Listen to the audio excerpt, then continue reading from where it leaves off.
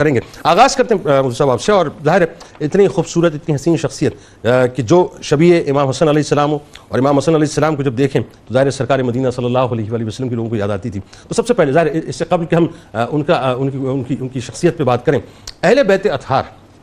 یہ جو لفظ اہل بیت اطہار ہے یہ ہمارے ایمان کا حصہ ہے. آئیے ذرا پہلے ان کے فضائل, ان کے مناقب, ان کی محبت جو قرآن و حدیث کی روشنی میں.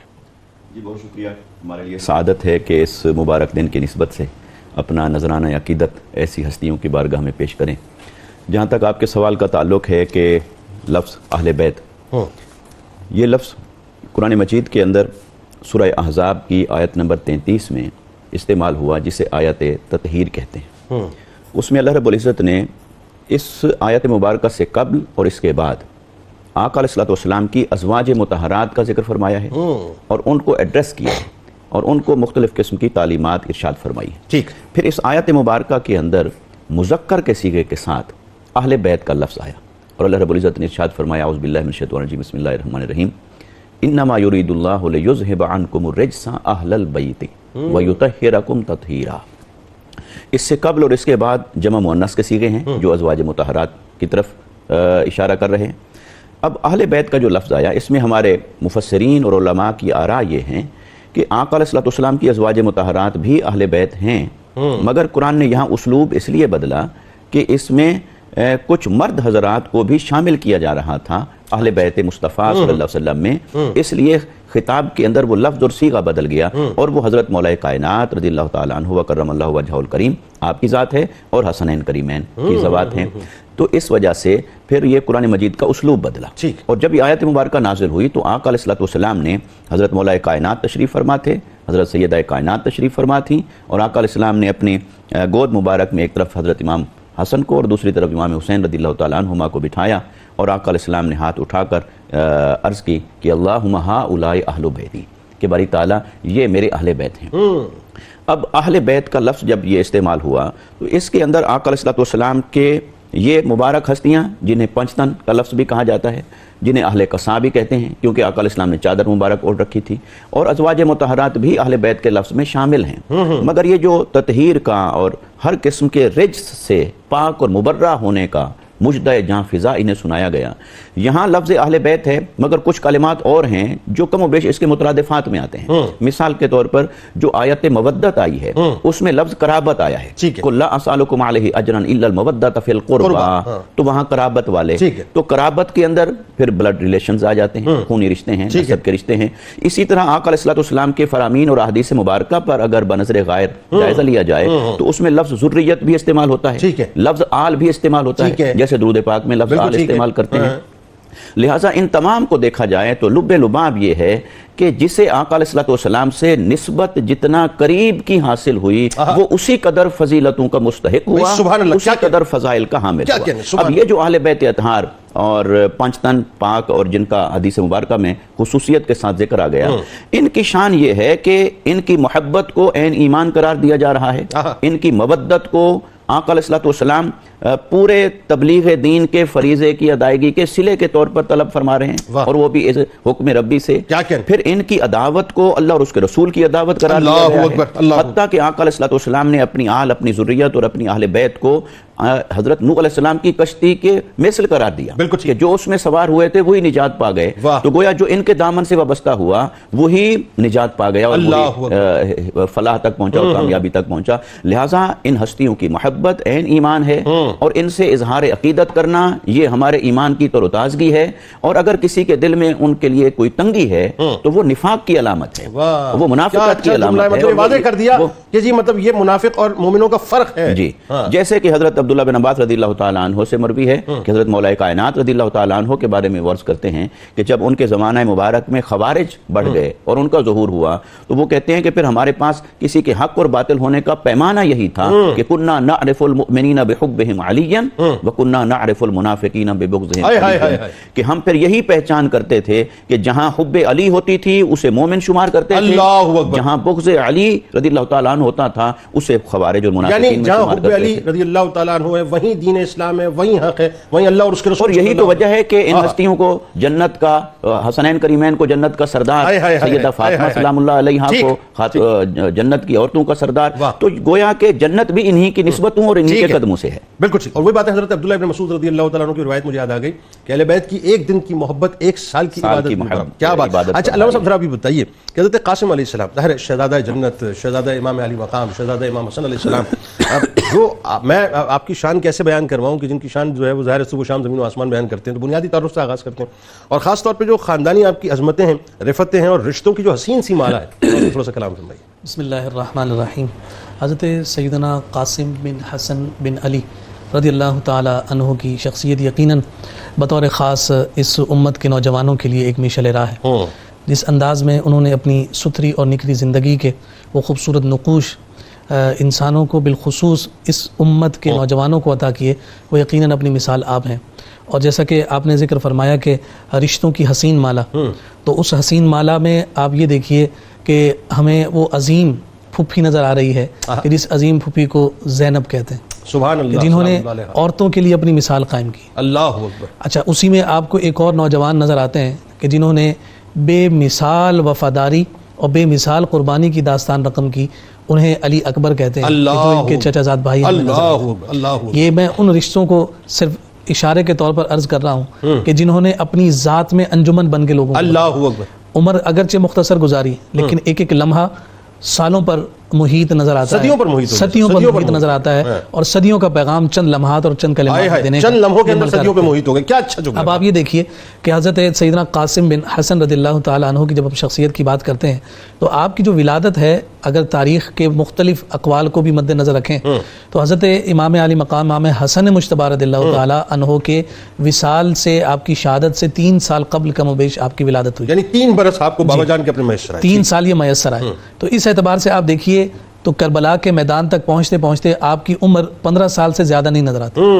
اس 15 سال کی عمر میں انہوں نے ایسی کون سی داستان رقم کر دی کہ آج 1450 سال کا عرصہ گزرنے کو ہے، 1400 سال تو گزر ہی گئے، آج بھی ان کا نام زندہ اور جاوید اور روشن ہے۔ اور اس کی وجہ اور سبب صرف اور صرف یہ ہے کہ اللہ رب العزت نے ان مبارک ہستیوں کے ذکر کو ہی گویا مطمع نظر لوگوں کا بنا رکھا ہے کہ ان کا تذکرہ قیامت تک اسی طرح جاری و ساری رہے۔ سیدہ رملہ آپ کی والدہ ماجدہ ہیں، آپ کے والد بزرگوار حضرت امام حسن مجتبی رضی اللہ تعالیٰ عنہ۔ دیکھیے حسن ہو یا حسین ہو، دونوں کا اوریجن اور دونوں کا جو ماخذ ہے وہ حسن ہے، اور یہ بات تو ہمارے علماء نے ذکر کی ہے کہ یہ دونوں شہزادے جب کھڑے ہو جاتے تو صحابہ کرام انہیں دیکھ کر دیدار مصطفیٰ کر لیتے۔ اللہ اکبر، سبحان اللہ۔ اور پھر یہ شہزادے ہیں امام حسن کے، چونکہ ان میں شباہت امام حسن کی نظر آتی ہے، اور امام حسن وہ ہیں کہ جن میں شباہت میرے مصطفیٰ کی ہے، اور وہ بھی سینے سے لے کر سر تک، سر اقدس تک آپ مشابہ ہیں۔ اور جب یہ بات ہمارے سامنے آئے اور اسی حسن سے ہمیں حسن اور حسین بنتے ہوئے نظر آتے ہیں، اور پھر یہ قاسم ہوں یعنی تقسیم کرنے والے، تو ہم یوں کہہ لیتے ہیں کہ مصطفیٰ کریم صلی اللہ علیہ وسلم کو اللہ رب العزت نے جو حسن حسن کی صورت میں عطا فرمایا، اس حسن کے حسن کو تقسیم کرنے والے یہ قاسم ہیں، یعنی قاسم حسن مصطفیٰ۔ اللہ اکبر، کیا اچھی بات ہے۔ اور پھر آپ اس بات کی جانب بھی توجہ کریں کہ آپ کے حسن و جمال کی باتیں ہم کیا بیان کر سکتے ہیں کہ جن کے حسن و جمال کے تذکرے خود اللہ رب العزت کے پیارے حبیب صلی اللہ علیہ وسلم کی زبانوں سے جاری ہوئے ہیں، اور جو حضور علیہ الصلوۃ والسلام کے جملہ حسن کے مظہر زوات ہوں، ان کا تذکرہ ہم کس انداز میں کر سکتے ہیں۔ اب جب ہم بچپن کی بات کر رہے ہیں تو اس بچپن میں آپ کو یہ باتیں بڑی واضح اور واشگاف نظر آتی ہیں کہ آپ کے خاندان کے جتنے بزرگ اس وقت موجود ہیں، جیسے امام حسین رضی اللہ تعالیٰ عنہ ہیں، آپ کی پھوپھی جان جناب سیدہ زینب ہیں، انہوں نے اپنے بچوں سے بڑھ کر انہیں پیار اور محبت دی۔ اور اس کی ایک مثال ہمیں یہ بھی نظر آتی ہے کہ سیدہ زینب کے شہزادے ہیں جناب اون اور جناب محمد رضی اللہ تعالیٰ عنہما، یہ ان کے کم و بیش ہم عمر ہی ہیں۔ اور پھر سیدنا اون و محمد رضی اللہ تعالیٰ عنہما کو جب سپاہ گری کے لیے اور حرب کے اسرار و رموز کو سکھانے کے لیے سیدہ زینب جب بھیج رہی ہیں تو صرف اپنے بچے ملحوظ خاطر نہیں ہیں بلکہ ساتھ ساتھ امام حسن کے یہ شہزادے جناب قاسم کو بھی بھیجا جا رہا ہے کہ آپ جائیے اور میرے بیٹوں کے ساتھ میرے ہی بیٹے بن کر اپنے چچا سے وفاداری کے وہ خوبصورت سبق حاصل کیجئے کہ جس کا عملی مظہر آپ کو عنقریب بننا ہے۔ پھر آپ اسی میں دیکھیے کہ آپ کے جو چچا زاد بھائی ہیں جناب علی اکبر رضی اللہ تعالیٰ عنہ، وہ براہ راست اس سپاہ گری میں آپ کے استاذ تصور کیے جاتے ہیں، اور پھر جناب عباس بن علی رضی اللہ تعالیٰ عنہ جو ہیں وہ ان کے استاذ مقرر کیے جا رہے ہیں کہ جو انہیں بتا رہے ہیں کہ گھوڑے پر سوار کیسے ہونا، نیزے بازی کیسے کرنی ہے۔ اچھا یہ عباس کوئی معمولی شخصیت کا نام نہیں، تیز دوڑتے ہوئے گھوڑے پر جو نوجوان اس کی رفتار کو روک کر اپنی رفتار بڑھا کر گھوڑے پر سوار ہو جائے اسے عباس کہتے ہیں، اور ان کے جو شاگرد ہیں اور ان سے یہ گھڑ سواری سیکھنے والے جو ہیں ان کا نام قاسم بن حسن۔ ایک کمال خوبی یہ تھی حضرت قاسم علیہ السلام کی کہ دوران جنگ یعنی میدان جنگ میں اپنے گھوڑے سے دشمن کے گھوڑے پہ یعنی دوڑاتے ہوئے گھوڑے کو جو شفٹ ہونا یہ آپ کا خاص کمال تھا، یہ خاص کمال، اور جو نیزے بازی کے جو آپ کو فن ملا وہ حضرت امام حسن علیہ السلام سے آپ کو ملا۔ اسی لیے میں اشارہ کر رہا ہوں کہ انہوں نے سیکھا کس سے، یعنی یہ اتنا جو ملکہ انہیں حاصل ہوا ہے یہ جناب عباس بن علی رضی اللہ تعالیٰ عنہ سے آپ کو ملا رہا ہے۔ اور پھر آپ یہ دیکھیے کہ حافظے کا عالم دیکھیے اور آپ کی قوت ضبط کا عالم آپ یہ دیکھیے کہ جناب ابی طالب کہ اشعار اس وقت فصاحت و بلاغت کے شاہکار، اور ان کی عمر دیکھیے اور اس عمر پر وہ اشعار ازبر ہیں اور زبان پر ایسے جاری ہیں کہ جیسے ان کے اپنے کہے ہوئے اشعار، اور پھر قرآن کا حافظ ہونا، اور پھر اس مبارک زبان کو جناب علی المرتضیٰ شیر خدا رضی اللہ تعالیٰ عنہ کی تاثیر کا حاصل ہو جانا، تو پھر کہنے دیجئے کہ جب یہ عظیم شہزادے اللہ کے کلام کی تلاوت کرتے ہوں گے دنیا کے مسلمان تو رک کر تلاوت سماعت کرتے ہی ہوں گے، اللہ کی دیگر مخلوقات بھی اس مبارک زبان سے قرآن جاری ہونے کا انتظار کیا کرتے ہیں۔ کیا کہنے بات آگے بڑھاتے ہیں، اس میں ایک بڑی مجھے ایک بات جو ہے وہ سمجھ آئی کہ جناب ابو طالب علیہ السلام کا اس کا مطلب یہ کہ فیضان آپ کو منتقل ہوا، کیونکہ ظاہر ان کے اشعار آپ کو ازبر تھے، مولا کائنات کا فیضان آپ کو منتقل ہوا، امام حسن علیہ السلام کا فیضان آپ کو منتقل ہوا، امام حسین علیہ السلام کا فیضان آپ کو منتقل ہوا، اور پھر ظاہر ہے جو یہ تمام جتنے بھی نفوس قدسیاں ہیں ان کو تو فیضان مصطفیٰ صلی اللہ علیہ وسلم عطا ہوا ہے۔ ایک خاص بات جو کہ میں سمجھنا چاہتا ہوں، رک کے یہاں پہ میں چاہتا ہوں ذرا صاحب اس پہ کلام فرمائیے، خاص طور پہ جو آپ کے والد محترم حضرت امام حسن علیہ السلام، اللہ تعالیٰ نے ان کو بڑے فضائل و مناقب سے نوازا، ظاہر سید الشباب اہل الجنہ، نبی کریم صلی اللہ علیہ وآلہ وسلم کی ان سے خاص محبت تھی، میں چاہتا ہوں ذرا اس پہ تھوڑی سی گفتگو ہونی چاہیے۔ بسم اللہ الرحمن الرحیم۔ جی یقیناً جیسا کہ آیات طیبات اور احادیث نبی صلی اللہ علیہ وسلم بھی پیش کی گئیں کہ آپ صلی اللہ علیہ وسلم کو اپنے اہل بیت سے اپنے گھر والوں سے بڑی محبت تھی، اور اس محبت کو آپ صلی اللہ علیہ وسلم نے ہمیشہ ذکر فرمایا ہے، اس محبت کو چھپایا نہیں ہے، وہ محبت بتانے کی چیز ہے، خود بھی آپ نے محبت کی، اس محبت کو امت پہ واجب بھی کیا، اور اس امت کو جنت میں پہنچنے کا ذریعہ بھی بتایا، اور اس امت کو امت کے لوگوں کے کردار کے حسن کا ذریعہ بھی بنایا۔ اور بات جب حضور کے نواسے کی ہو، امام حسن رضی اللہ تعالیٰ عنہ کی، جو مجتبی ہیں، چنے ہوئے ہیں، جنہیں خدا نے منتخب کیا حضور کے اہل بیت کے لیے۔ حضرت ابو رافع کہتے ہیں کہ رأیت رسول اللہ صلی اللہ علیہ وسلم اذن فی اذن الحسن، میں نے وہ حسین منظر اپنی آنکھوں سے دیکھا ہے کہ جب امام حسن پیدا ہوئے تھے تو رسول اللہ صلی اللہ علیہ وسلم نے خود ان کے کانوں میں اذان دی۔ محبت دیکھیں اور اکا رسول اللہ صلی اللہ علیہ وسلم ان الحسن والحسین کبشن، حضور علیہ السلام نے ان کا عقیقہ بھی خود فرمایا، مینڈا ذبح کر کے امام حسن کا امام حسین کا۔ اور حضور صلی اللہ علیہ وسلم اس محبت کا یوں پرچار کیا کرتے تھے، کسی نے کہا کہ آپ کو اہل بیت میں اپنے گھر والوں میں سب سے زیادہ پسند کون ہے؟ تو بچے ساتھ تھے، کہنے لگے مجھے حسن اور حسین سب سے زیادہ پسند ہے، اور فرمایا کہ انہما من ریحانتی من الجنہ، یہ دونوں میری جنت کی خوشبو ہیں، یہ دونوں میری جنت کی خوشبو ہیں۔ اور سیدہ فاطمہ رضی اللہ تعالی عنہا سے حضور علیہ السلام ان کو مانگا کرتے تھے، فاطمہ حسن کہاں ہیں، حسین کہاں ہیں؟ یا رسول اللہ یہ ہیں، کیا کام ہے؟ حضور ان کو لیتے تھے اور کہا کام کوئی نہیں ہے، انہیں سونگنا ہے، انہیں سونگا کرتے تھے، یشمہما و یدمہما، حضور ان کو سونگا بھی کرتے تھے اور پھر اپنے آپ سے لپیٹ لیا کرتے، ان کو چوما کرتے تھے اور کہا کرتے تھے من احبنی فلیحب ہذین، جو مجھ سے محبت کرتا ہے وہ ان دونوں سے محبت کرتا ہے۔ اور امت سے یہ اور پھر اللہ کی بارگاہ میں عرض کیا کرتے تھے اللہم انی احبہما، اے اللہ میں ان دونوں سے محبت کرتا ہوں، یا اللہ جو ان سے محبت کرے تو ان سے محبت فرما، تو ان سے محبت فرما۔ یعنی اتنے پہلوؤں سے اللہ کے رسول صلی اللہ علیہ وسلم نے ان کی محبت کو اجاگر کیا اور امت پہ واجب کیا۔ پھر ان کے وہ فضائل جو زمانے نے دیکھنے تھے، نگاہ مصطفیٰ سے کچھ اوجھل نہیں، آپ نے ان کے بچپن میں وہ فضائل دیکھے، کہا میرا حسن سردار ہے، یہ مسلمانوں کے درمیان صلح کرانے والا ہے۔ ان کی بہادری، ان کی شجاعت، وہ جو ابھی ظاہر ہونے والی تھی، اللہ کے رسول نے اسے دیکھا، محسوس کیا، اور آپ صلی اللہ علیہ وسلم نے اسے لوگوں کے سامنے بیان فرمایا۔ اور امام حسن رضی اللہ تعالیٰ عنہ، امام حسین رضی اللہ تعالیٰ عنہ، یہ حضور صلی اللہ علیہ وسلم کی کبھی چادر میں ہوا کرتے تھے اور کبھی قمیض کے اندر ہوا کرتے تھے، اپنے کرتے کے اندر حضور ان کو کہا میں نے جسم سے چمٹانا چاہتا ہوں، اور حضور صلی اللہ علیہ وسلم نے خاص ان پر جو ہے وہ یہ نوازشات فرمائی۔ تو اس مرحلے کبھی دوش مصطفیٰ صلی اللہ علیہ وسلم، اور یلعبو کے الفاظ ہیں، یعنی صحابہ کہتے ہیں ہم بارگاہ رسالت میں پہنچے، حضور ان کے ساتھ کھیل رہے، یعنی امام الانبیاء کے لیے یہ لفظ صحابہ استعمال کیا کرتے تھے، حضور ان کے ساتھ کھیل رہے۔ اچھا یہاں وہ نانے اور نواسے کا معاملہ ہے نا، جی جی بچوں کا معاملہ، یہاں حلاوت اور محبت کچھ اور ہے۔ جی جی بالکل۔ تو صحابہ کرام جو ہے وہ اس کو دیکھا کرتے تھے، اور یہ صحابہ کرام کے لیے ایک تعلیم کا مرحلہ ہوا کرتا تھا کہ اسی لیے حضور علیہ السلام کے وصال کے بعد بھی صحابہ کرام نے جس طرح حسن و حسین سے محبت کی ہے، اہل بیت سے محبت کی ہے، اور یہ محبت پوری امت پہ واجب ہے۔ اللہ اکبر۔ جو اہل بیت کا کوئی بھی نوجوان ہو،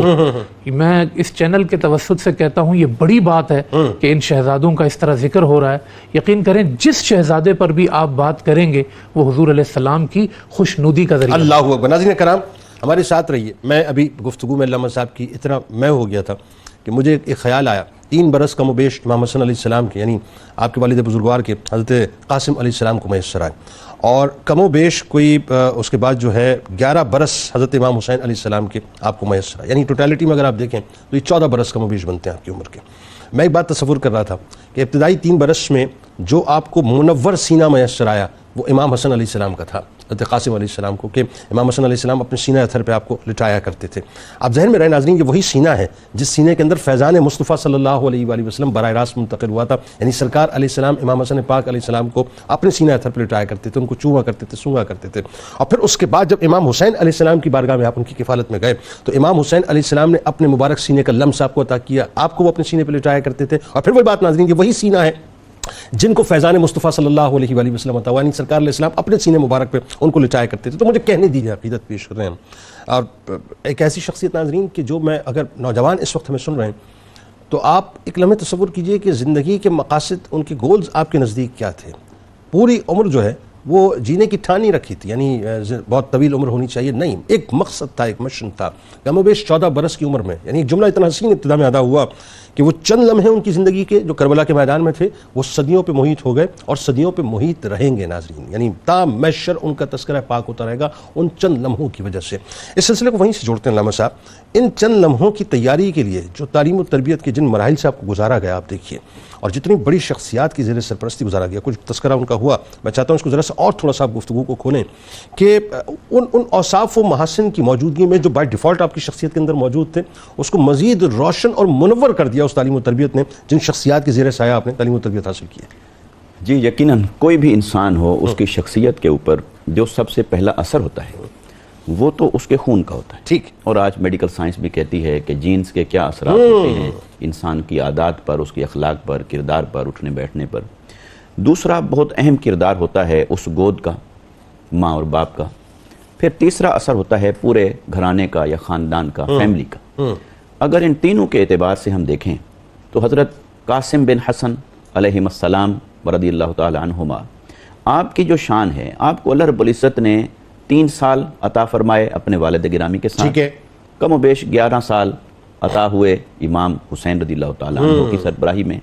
پھر آپ کی والدہ نے آپ کی تربیت فرمائی اور آپ کی پھوپھی جان نے اپنا رنگ بھرا اس کے اندر۔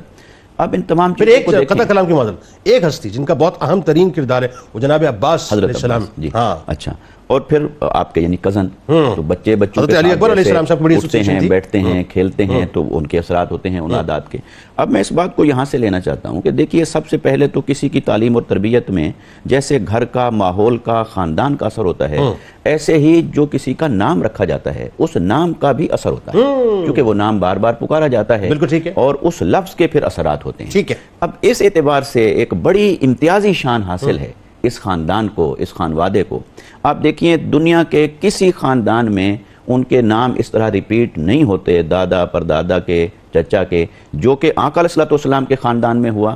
ہر دوسرے فرد کا نام محمد, ہر دوسرے فرد کا نام علی,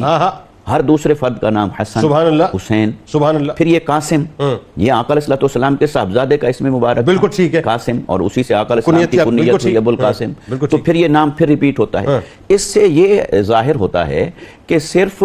چاہنے والوں کو اور اہل ایمان کو ہی اس گھرانے کے ناموں کے ساتھ محبت نہیں بلکہ خود انہیں بھی اپنے ان ناموں پر ناز تھا اور اس سے محبت کا یوں والہانہ اظہار ہوتا تھا. ایک بات اور بتائیے سر, پھر آپ گفتگو جاری رکھیے. میں ابھی آپ کی بات سے ایک بات سوچ رہا تھا. ہم ریپیٹڈلی کہتے ہیں شہزادہ قاسم شہزادہ قاسم شہزادہ قاسم علیہ السلام. پوری کربلا کے اندر جو ہے ظاہر سارے شہزادے ہیں نا, کون شہزادہ نہیں ہے مجھے یہ بتائیے, سارے جنت کے شہزادے ہیں. لیکن لفظ شہزادہ آپ کے نام کے ساتھ مخصوص ہو گیا. جب بھی ہم پکارتے ہیں شہزادہ قاسم کہہ کے پکارتے ہیں, اس کی وجہ کیا ذرا یہ بھی بتائیے آپ ساتھ. اس کی بنیادی ایک وجہ یہ ہے کہ امام حسن مجتبیٰ کے یہ شہزادے جب امام حسین رضی اللہ تعالیٰ عنہ کی تربیت میں آئے تو آپ ان کے اندر اپنے بھائی جان کی شخصیت کو دیکھتے تھے اور ان سے بہت زیادہ پیار فرماتے تھے. اس لیے پھر انہیں اپنے والد کی نسبت بھی اور اپنے چچا امام حسین رضی اللہ تعالیٰ عنہ کی نسبت بھی, تو پھر یقیناً ان کو لاڈ اور پیار دوسروں کے مقابلے میں زیادہ ہی حاصل ہوا. چچا کا لاڈ ملا, چچا نے جس شہزادوں کی طرف پالا تو امام حسین علیہ السلام کے لاڈ کی وجہ سے شہزادے کہلانے لگے. جی تو اب میں اس سے پھر اگلی بات کی طرف آ جاتا ہوں. پھر آپ کو جو گھر کا ماحول ملتا ہے اور ان ہستیوں کی صحبت ملتی ہے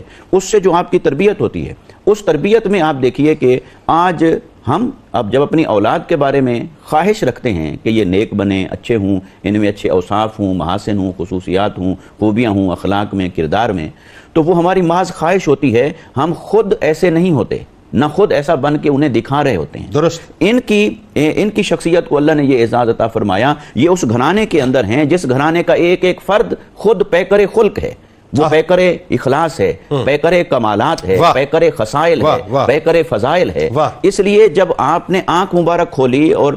دیکھا جن ہستیوں کو تو وہ سراپا کردار تھے. اس لیے آپ کی شخصیت کے اندر پھر اپنے والد گرامی کا وہ حلم اور بردباری بھی جھلکتا ہوا نظر آتا ہے, اور امام حسن مجتبیٰ رضی اللہ تعالیٰ عنہ کی شخصیت کے اندر جو چیزیں تھیں وہ جھلکتی ہوئی نظر آتی ہیں. پھر شجاعت اور بہادری جو خود حضرت مولا کائنات اور پھر خود حضرت امام حسین رضی اللہ تعالیٰ عنہ سے آپ کو حاصل ہوتی ہے. تو آپ دیکھیے کہ آپ کا بچپن ہی ہے جس میں آپ تربیت پاتے پاتے درجہ شہادت کو پہنچ جاتے ہیں. ایسے کتنے جوان ہوں گے, کوئی نہیں ہوگا ایسا کہ جو ابھی تربیت کے مراحل میں ہو اور تربیت کے مراحل پورے نہ کر پایا ہو کہ وہ درجہ کمال کو پہنچ گیا ہو, درجہ شہادت کو جس نے پا لیا ہو. کہتے ہیں کہ مدینہ پاک, اور یہ تاریخ ظاہر لکھتی ہے اس بات کو, کہ مدینہ پاک میں مسجد نبوی, اور مسجد نبوی میں منبر رسول صلی اللہ علیہ وآلہ وسلم کے آس پاس آپ تشریف فرمائیں اور آپ تلاوت کلام پاک جب فرمایا کرتے تھے تو اتنی خوش الہانی ہوتی تھی کہ مدینہ پاک کے لوگ سمٹ کے آپ کی بارگاہ میں آ جاتے تھے. علامہ صاحب اب ذرا ایک بات اور بتائیے, یہ میں چاہتا ہوں اسی محبت پہ ذرا سے رک کے ہم اور اسی لمس پہ ہم بات کریں جو لمس حسین علیہ السلام کی صورت میں آپ کو عطا ہوا اور جو محبت عطا ہوئی. کہ ایک تو ظاہر ہے یہ ایک فطری تقاضا بھی ہے, چونکہ بڑے بھائی کی شہادت ہو چکی ہے تو ان کی اولاد سے خاص میلان بھی ہوتا ہے, اور یہ رشتوں کا اتنا حسین تقدس ہے اور احترام ہے کہ جو رہتی دنیا تک ایک روشن مثال کی صورت میں اس طرح سے بھی ہے کہ آج ہم رشتوں کو فراموش کر دیتے ہیں, لیکن امام علی مقام نے اپنے بھتیجے کی کفالت بھی کی, ان کو محبت بھی دی, ان کو شہزادہ بھی بنایا, دنیا کو بھی بتایا کہ رشتے ایسے نبھائے جاتے ہیں. ایک بار پھر جو آپ احترام فرمایا کرتے تھے امام علی مقام کا محبت کرتے تھے, اور اسی محبت کا تقاضا تھا کہ آپ نے شہادت کا جام نوش کیا, بتائیے. بسم اللہ الرحمن الرحیم. بڑی خوبصورت بات, اور یقیناً آپ کا یہ سوال ہمارے ناظرین کے لیے ایک بڑا خوبصورت پیغام ہوگا. آپ یہ دیکھیے کہ امام علی مقام امام حسین رضی اللہ تعالیٰ عنہ نے زندگی کے کسی مرحلے پر جناب سیدنا قاسم بن حسن رضی اللہ تعالیٰ عنہ کو یہ احساس نہیں ہونے دیا کہ ان کے سر پر ان کے حقیقی والد کا سایہ نہیں. آپ نے اس کا بطور خاص اہتمام کر رکھا ہے کہ انہیں محسوس تک نہ ہو کہ یہ در یتیم ہیں یا ان کو اللہ رب العزت نے ان سے والد بزرگوار کا سایہ لے رکھا ہے. حقیقی باپ بن کر انہیں پالا. اور اس کی عظیم مثال ہمیں یوں بھی نظر آتی ہے کہ آپ جب کسی سفر پر تشریف لے جاتے ہیں تو جہاں جناب عباس اور جناب علی اکبر ساتھ جا رہے ہیں تو اس سفر میں آپ اپنے بھتیجے جناب سیدنا قاسم بن حسن رضی اللہ تعالیٰ عنہ کو بھی ساتھ لے کر جاتے ہیں کہ وہ بھی بیٹے ہی کی طرح سے تربیت پا رہے ہیں، یعنی آپ کے سائے کی طرح ساتھ ساتھ رہتے ہیں، بالکل ساتھ ساتھ انہیں رکھ رہے ہیں اور ان کی تربیت فرما رہے ہیں۔ آئے ہائے، وہ 11 سال کا عرصہ جو بالکل ساتھ لپٹ کر اور سمٹ کر ساتھ ساتھ رہے، بتائیے کہ وہ کتنے عظیم 11 سال ہوں گے کہ جن میں انہوں نے اپنے چچا جان جناب سیدنا امام علی مقام امام حسین رضی اللہ تعالیٰ عنہ کی فیوزات اور رحمتوں کو سمیٹا ہوگا۔ اچھا پھر آپ یہ دیکھیے کہ امام علی مقام امام حسین رضی اللہ تعالیٰ عنہ کسی موقع پر بھی انہیں پیچھے نہیں چھوڑ کر جا رہے، اپنے ساتھ لے کر جاتے ہیں، اور خود خواہش کا اظہار بھی کہتا ہے حضرت رملہ رضی اللہ تعالیٰ جی عنہ۔ بالکل۔ اب دیکھیے کہ یہ موقع وہ آیا کہ جب امام علی مقام کربلا کے لیے نکل رہے ہیں، اس موقع پر جب آپ کی والدہ سیدہ رملہ نے یہ عرض کیا کہ مجھے اور اپنے بھتیجے قاسم بن حسن کو بھی اپنے ساتھ لے کر جائیں، آج تک تو پیچھے نہیں چھوڑا، لیکن آج فرما رہے ہیں کہ اس سفر میں آپ ہمارے ساتھ نہ آ جائیں۔ اللہ، اس کی وجہ کیا ہو سکتی ہے سوائے اس کے کہ امام علی مقام یہ جانتے بھی ہیں کہ ہم کون سے جو ہے نا سفر کے مسافر بن رہے ہیں، لیکن ان کو گویا کہ اپنے بھائی کی نشانیاں سمجھ کر چھوڑ کر جانا چاہتے ہیں کہ جو مظالم ہم برداشت کریں میرے بھتیجے پر، لیکن جب اصرار بہت زیادہ بڑھا تو اس اصرار کے بڑھنے پر پھر امام علی مقام سیدہ رملہ کو بھی اور اپنے بھتیجے جناب قاسم بن حسن کو اپنے ساتھ لے کر گئے، میدان کربلا سجایا۔ یہ تو ایک سمت سے دیکھیے کہ چچا کی محبت جو باپ کی سی صورت میں سامنے آ رہی ہے، ظاہر سی بات ہے کہ اس کو چکانا بھی تو ہے، اس کا جو ہے نا حق بھی تو ادا کرنا ہے۔ اب جب علی اکبر بھی میدان جنگ میں جا رہے ہیں، جب جناب عباس بن علی بھی جا رہے ہیں، پھر اور شہزادگان اور محمد بھی جا رہے ہیں، تو اس موقع پر جب حضرت سیدنا قاسم بن حسن رضی اللہ تعالیٰ عنہ اجازت لے رہے ہیں تو اس کے جواب میں پھر روکا جا رہا ہے کہ تمہیں دیکھ کر میں اپنے بھائی کی یادیں تازہ کرتا ہوں، تم میرے بھائی کی نشانی ہو، اگر تم بھی اس دنیا سے چلے گئے تو کسے دیکھ کر میں اپنے بھائی امام حسن کو یاد کروں گا، منع کیا جا رہا ہے۔ اس وقت جناب قاسم بن حسن نے جو بات کہی تھی، چچا جان آج تک آپ مجھے اپنا بیٹا کہتے رہے،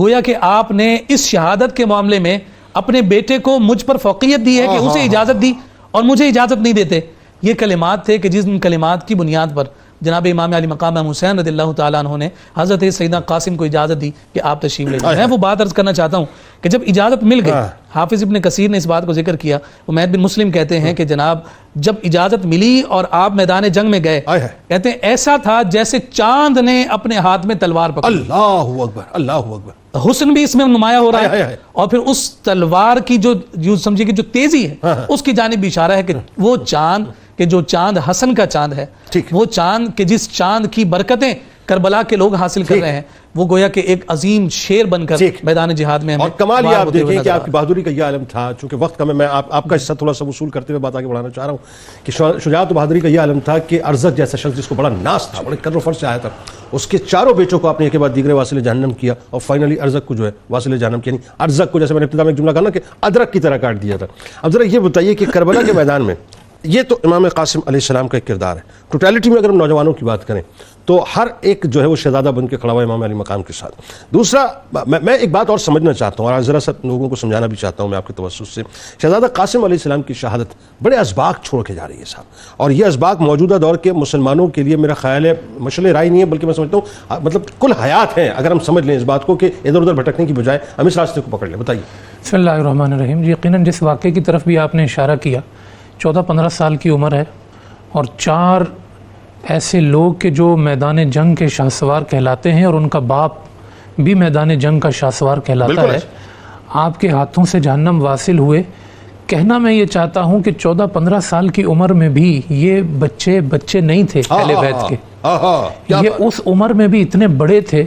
اور ذہن و فکر کے حوالے سے اتنے نظریاتی تھے، اپنے مقصد کے حوالے سے اتنا فوکس تھے جی، یہ ہمارے مطلب لوگوں ہم سب کے لیے یہ ایک بڑی تربیت کی اور فکر کی بات ہے کہ خود اہل بیت کے وہ لوگ کہ جنہیں اللہ کے رسول جنت کا سردار کہہ چکے،